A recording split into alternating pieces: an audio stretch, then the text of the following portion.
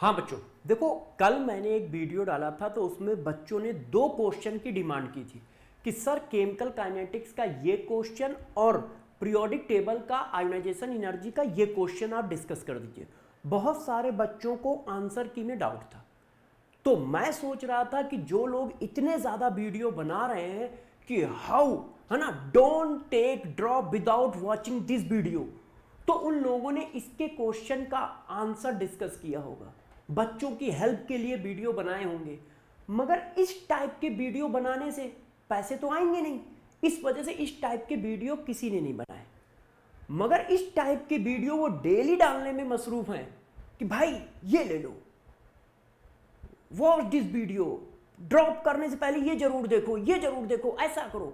मगर हर जगह पे जाके बच्चा ये कमेंट कर रहा है कि भाई इस क्वेश्चन का करेक्ट सोल्यूशन बता दो जैसे मेरा डाउट क्लियर हो जाए, इस क्वेश्चन का करेक्ट सोल्यूशन बता दो जैसे मेरा डाउट क्लियर हो जाए।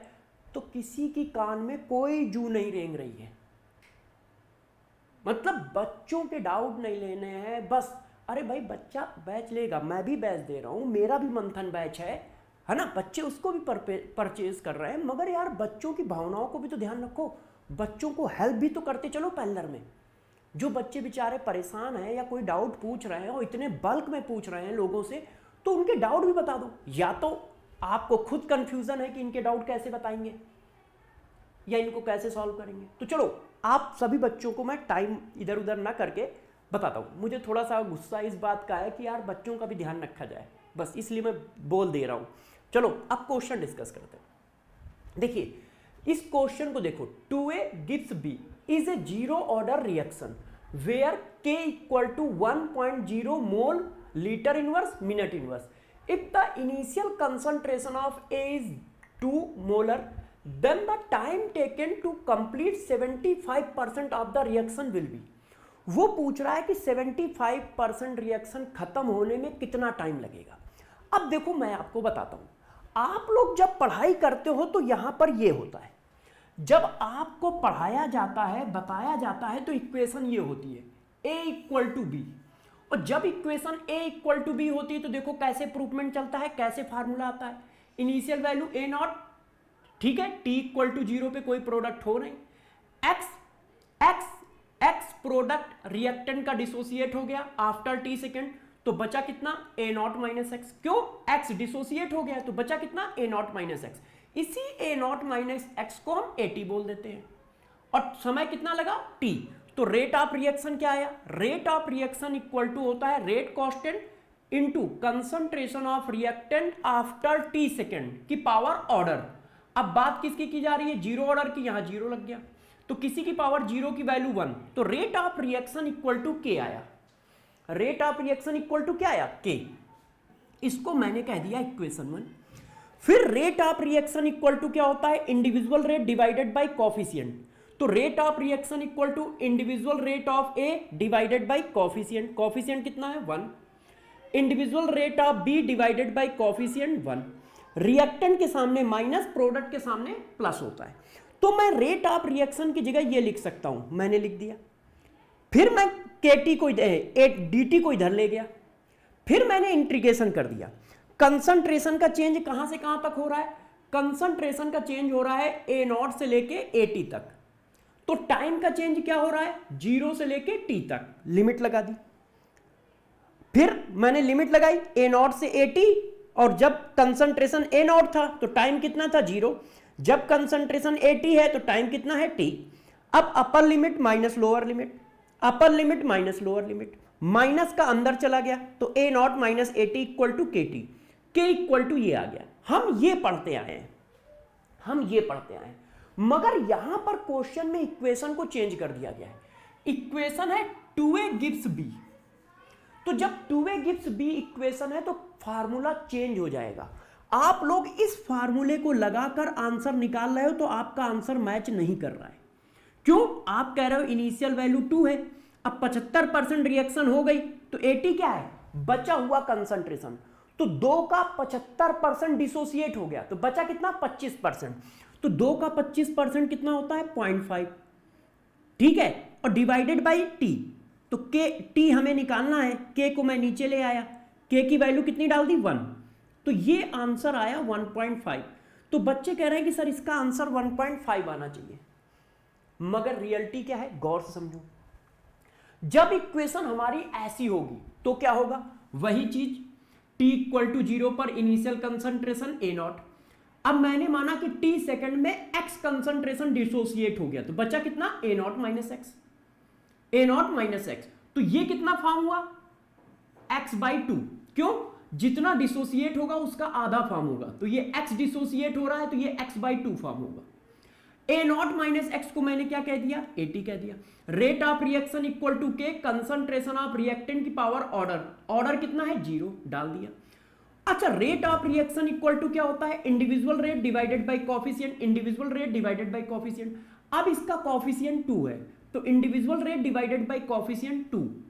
तो रेट ऑफ रिएक्शन की जगह अब आप ये डालोगे, तो मैं इसको इधर लेके चला गया, ये आ गया। फिर मैंने लिमिट लगाई, इनिशियल जब कंसंट्रेशन A0 था समय 0 था, जब कंसंट्रेशन AT है समय कितना है T, और यहां देखो 2K आ गया है, क्यों, ये 2 इधर चला गया है, ये देखो। अब मैंने अपर limit minus lower limit, upper limit minus lower limit लगा दिया, माइनस का अंदर मल्टीप्लाई हुआ, A0 minus AT equal to 2KT। अब देखो यहां पे 2 आ रहा है और यहां पर देखो 2 नहीं आ रहा था,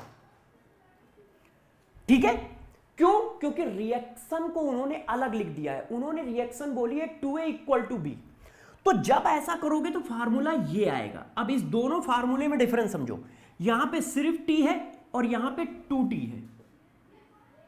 तो यदि मैं एक जर्नल इक्वेशन सपोज कर लूं कि A0 इक्वल टू B, तो ये N वो नंबर है और वो नंबर कहां आएगा, नीचे आएगा। तो आप हमेशा ये इक्वेशन ध्यान रखो, क्यों, क्योंकि हो सकता है आज 2A इक्वल टू B आया है, कल 3A इक्वल टू B आ गया, तो परसों 4A इक्वल टू B आ गया, तो आप ये वाला फार्मूला रखो। या 2A आए तो n की वैल्यू 2, ठीक है, A इक्वल टू B आए तो n की value 1, 3A equal to B आए तो n की वैल्यू 3। ये फार्मूला याद रखो। अब इसमें आप वैल्यू डालो, तो हमारा फार्मूला है A0 minus AT divided by 2T। इस क्वेश्चन का आंसर ऐसे निकलेगा। तो देखो A0 2, अब देखो 75% रिएक्शन खत्म हो गई, तो बची कितनी, 0.5%, मतलब 25%, और 2 का 25% कितना है 0.5, और डिवाइडेड बाई 2T। T हम इधर ले आए, K इधर ले गए, K की वैल्यू कितनी है 1। ये देखो, अब इसको सॉल्व करो तो आंसर ये आ गया, मिनट। इसी वजह से इस क्वेश्चन का आंसर ये बताया जा रहा है, बच्चे ये कह रहे हैं। तो बच्चों इस क्वेश्चन का आंसर ए सही है, आपको इसको क्लेम करने की कोई जरूरत नहीं है। और आज के बाद इस क्वेश्चन को विवादित भी ना समझें, नॉर्मल और सही क्वेश्चन है, इसको विवादित ना समझा जाए, है ना। इसीलिए मैंने कहा है कि आपको अच्छे टीचर से पढ़ना चाहिए जो कॉन्सेप्चुअल पढ़ाता हो, जो कॉन्सेप्चुअल पढ़ाता हो और साथ साथ में आपकी बातों का ध्यान रखता हो, आपके ऊपर ध्यान देता हो, है ना। इस बात पे सारा फोकस ना हो कि अरे यार जल्दी जल्दी कर लो, जल्दी जल्दी कर लो, है ना। इस बात पे फोकस ना हो कि सारा फोकस इसी बात पे है कि don't take drop without watching this video. तुम इस बैच में पढ़ लोगे तो AIR रैंक 1 आ जाएगी, इस बार मैं ऐसा करूंगा, इस तरह के वीडियो पे ना हो। कॉन्सेप्चुअल जो टीचर पढ़ा रहा है उस पर फोकस हो। तुम्हारी बातों को, जब वो तुम्हारे यूट्यूब पे डाउट को सीरियस नहीं ले रहे हैं, तो आगे फ्यूचर में क्या चीजों को सीरियस लेंगे। वो सिर्फ अपने इस पे सीरियस है। मैं ये नहीं कह रहा कि खराब बात है, मैं खुद बैच है लाया हूं, हमारा खुद मंथन का बैच है, ऐसा नहीं है।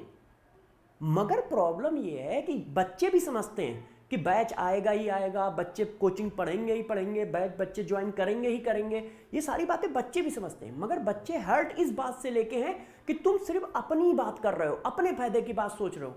अरे कम से कम बच्चों के डाउट बता दो, बच्चों की जो प्रॉब्लम है उसको सुन लो, इसमें कितना तुम्हारा टाइम चला जाएगा। बच्चों को भी अच्छा लगेगा कि हाँ यार उसकी केयर करने वाला कोई तो है। बस तो बच्चे को लेना ही है, बेचारे को नीट क्लियर करना है, तो किसी ना किसी के गाइडेंस में तो जाएगा ही जाएगा वो। मगर उसकी जब तुम अभी बात नहीं सुन रहे हो, जो जब वो सबसे ज्यादा परेशान है, उसके डाउट तुम अभी नहीं क्लियर कर रहे हो जब वो सबसे ज्यादा परेशान है, तो फिर आगे क्या क्लियर करोगे।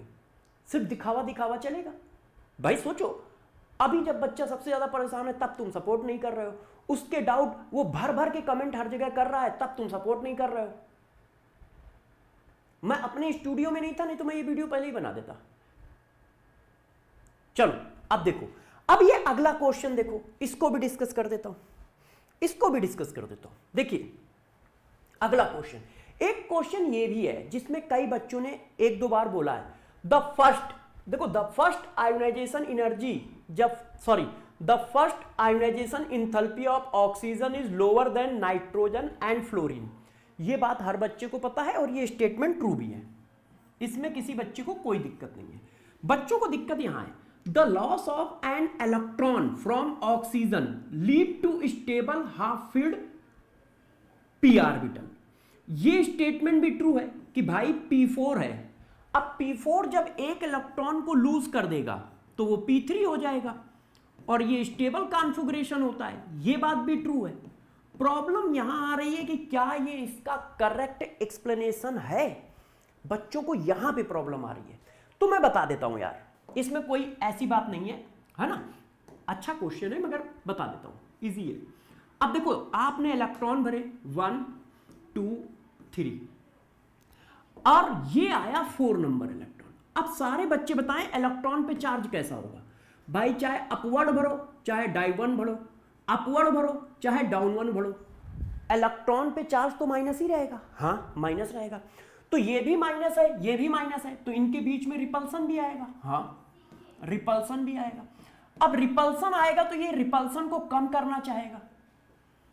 अब रिपल्सन को कम करने के लिए ये अपना इलेक्ट्रॉन बाहर निकालेगा ऐसे।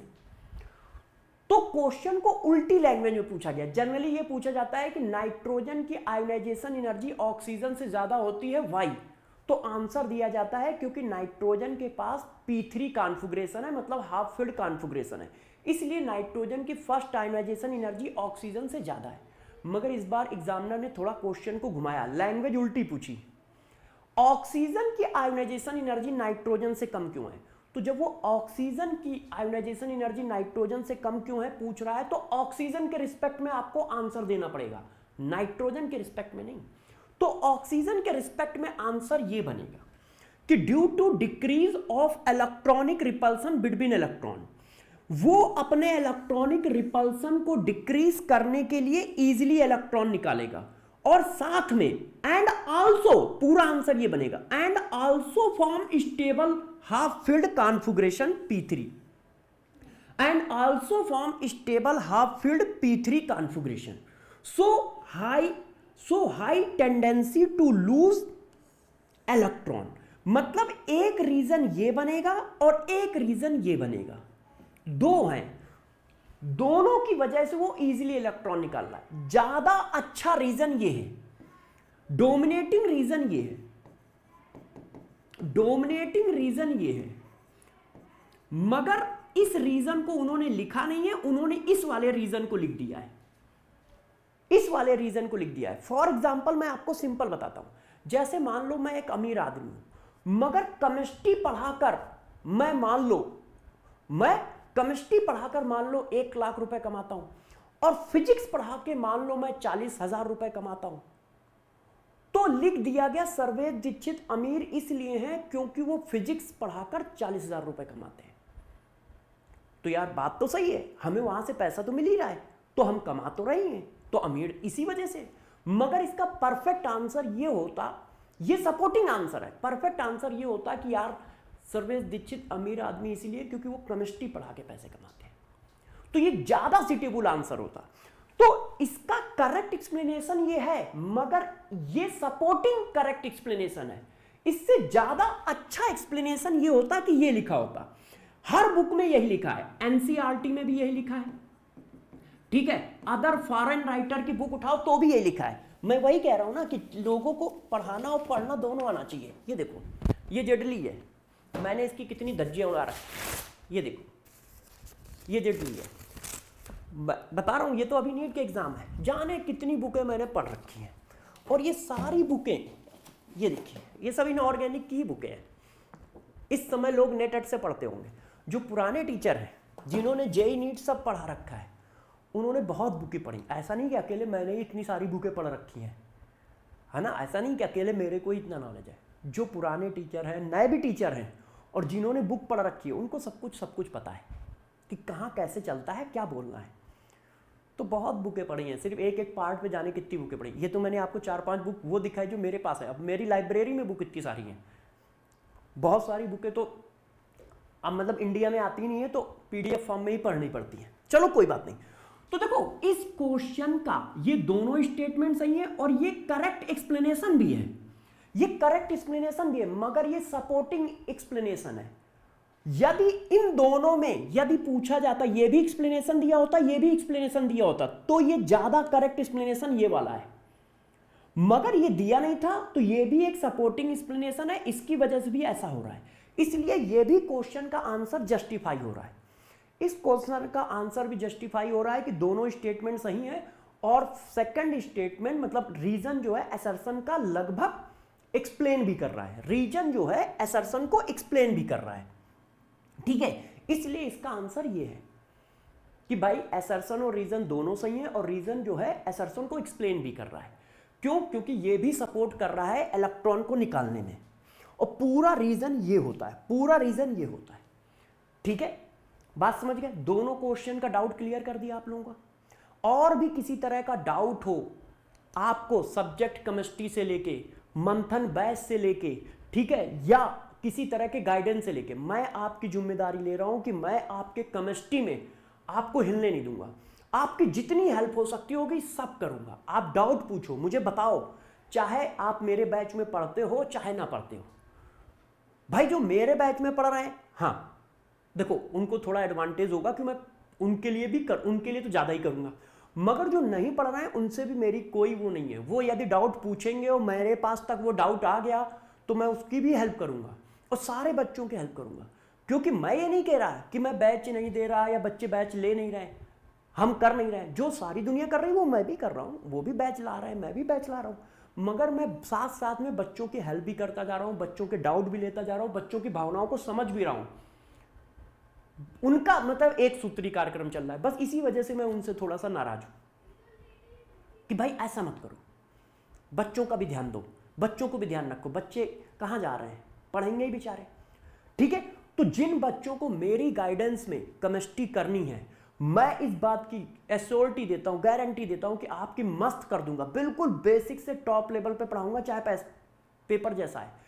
क्यों? क्योंकि बहुत दिनों से पढ़ा रहा हूं, तो मुझे पेपर के नेचर के बारे में पता होता है। और इसीलिए मैंने आपको कल के वीडियो में भी बताया था कि मुझे पता था कि किस तरह की फ्रीक्वेंसी वाला पेपर आ सकता है, लैंग्वेज वाला पेपर आ सकता है। इसीलिए मैंने जेईई मेंस के क्वेश्चन पे खूब फोकस कराया था, बैच के अंदर भी खूब कराया, यूट्यूब पे भी खूब कराया, जेईई मेंस की चैप्टर वाइज डीपीपी भी दी और उसके सेशन भी खूब लिए।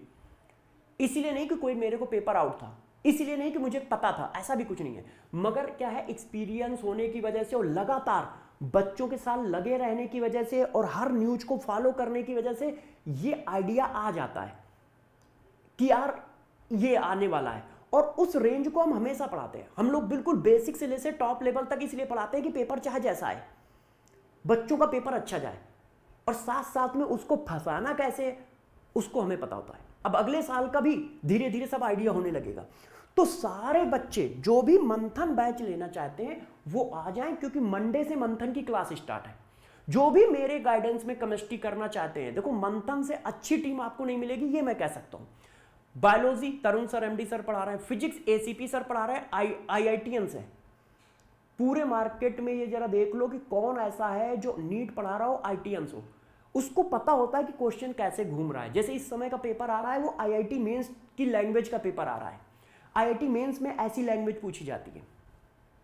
तो जिन बच्चों को मंथन में हम लोगों के गाइडेंस में पढ़ना है वो जल्दी से जल्दी ज्वाइन कर लें, क्योंकि मंडे से क्लास स्टार्ट है। मंडे को मैं पहली क्लास लूंगा, है ना, मंथन 2.0 और मंथन इन्फिनिटी। इसमें क्या है, आने वाले सारे बैच, मतलब जो फ्यूचर के बैच हैं वो भी मिलेंगे, पास्ट के बैच हैं वो भी मिलेंगे, साथ साथ में NEET advance book, 4 NEET advance book भी मिलेगी, बहुत कुछ मिलेगा। और इसमें आपको मंथन बैच मिलेगा, मंथन अचीवर बैच मिलेगा, और इसमें मंथन अचीवर सब मिलेगा, सब कुछ है इसमें। तो जो भी आपको सही लगे, ठीक है। और ये भी नहीं कह रहा कि नहीं, मान लो आप कहीं और भी पढ़ते हो तो कोई बात नहीं, इस चैनल को सब्सक्राइब कर लो, इस चैनल पे सारी चीजें धीरे धीरे करके आएंगी। मगर विदाउट गाइडेंस और बिना एक परफेक्ट टाइम टेबल के पढ़ाई ना करो, क्योंकि पेपर हाईली कॉन्सेप्चुअल है। तो सपोर्ट लगेगा टीचर का, और मैं आपके साथ हूं, आप बिल्कुल परेशान ना हो, आपको सब करा दूंगा बहुत अच्छे से, ठीक है। तो मंडे से मंथन बैच की क्लास है, सभी बच्चे जल्दी से जल्दी इनरोल कर लें। मंडे से मंथन बैच की क्लास है, मंथन 2.0 की, वहां पे क्लास लेंगे। अच्छा, ये डाउट क्लियर हो गया? और भी कोई डाउट हो तो आप मुझे भेजो, ठीक है, आप मुझे भेजो, कमेंट में लिखो, अपनी भावनाएं कमेंट में लिखो, अपना दर्द कमेंट में लिखो, मंथन से रिलेटेड कोई प्रॉब्लम है कमेंट में लिखो, और भी चीजें लिखो, जो आपको चाहिए होगा, जो मैं देखूंगा तो मैं आपके डाउट क्लियर करता चला जाऊंगा, ठीक है। अब मिलते हैं मंडे को बैच के अंदर। बाय बाय बच्चों, अपना ध्यान रखिएगा।